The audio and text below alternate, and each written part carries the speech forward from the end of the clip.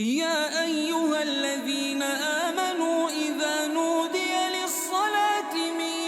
يوم الجمعة فاسعوا إلى ذكر الله وذروا البيع ذلكم خير لكم إن كنتم تعلمون فإذا قضيت الصلاة فانتشروا في الأرض وابتغوا من فضل الله واذكروا الله كثيرا لعلكم تفلحون.